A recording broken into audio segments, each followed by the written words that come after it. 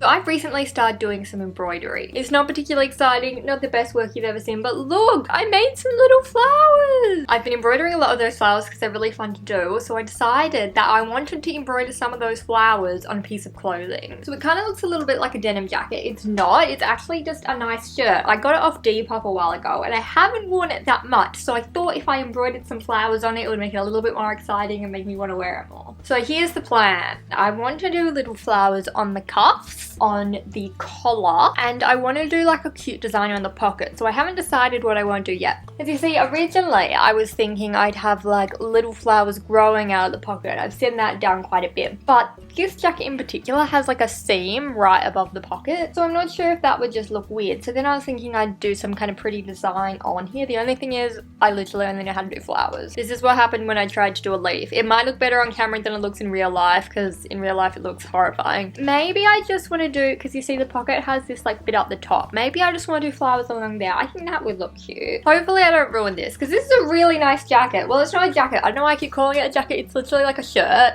It just kind of pretends it's a denim jacket. But before I start, I need to decide on my colors.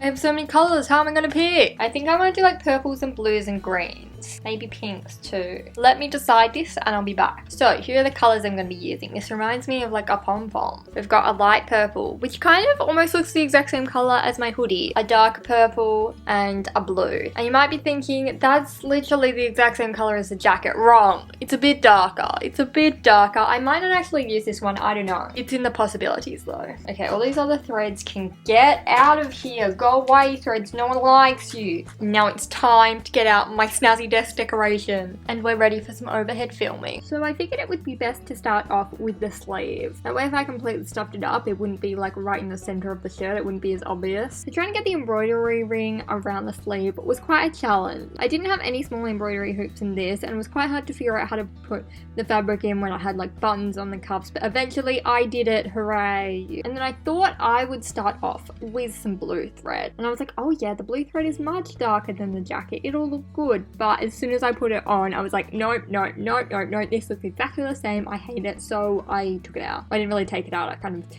brutally chopped it off. Normally I don't measure things. Measuring things is a lot of effort, but I wanted the flowers to be like evenly spaced apart. I just put little dots every 3 centimeters so I would know where the stems were meant to be, just so it would look a bit nicer, a bit more cohesive, I suppose. And then it was finally time to actually embroider the flowers. So you start off by making a French knot for the center of the flower. Now I wasn't actually sure how you were meant to finish off your embroidery. Pretty sure I did it wrong, but I kind of just tied the strands in a knot and another knot and then cut off the end. This probably isn't the most secure way of doing it, and I don't think I'll be able to wash this without all the embroidery falling out, but it was fine. Anyway, I'm not actually going to be explaining how to do French knots or how to do any of the stitches in this video. This is not a tutorial. However, if you would like to learn, I'll leave a link to the video that I watched that taught me this, and you can learn that way. I promise it explains a lot better than I ever could. So it was now time to move on to the actual flower petals. I decided that I wanted the flowers to have 6 petals, and I did what's called a lazy daisy stitch, which is a pretty straightforward stitch. Once again, it'll be in the video in the link in the description. And then look at that, I was done with my first flower. Only 10 million to go. So then I started the long process of stitching flower petals onto all the flower middle. What is the middle of a flower called? I actually can't remember. Is it called a stem? No, the stem is like the leafy part that comes out. I cannot remember what the middle of the flower is called. Okay, I just looked it up. So I know if you type in what is the name of the middle of a,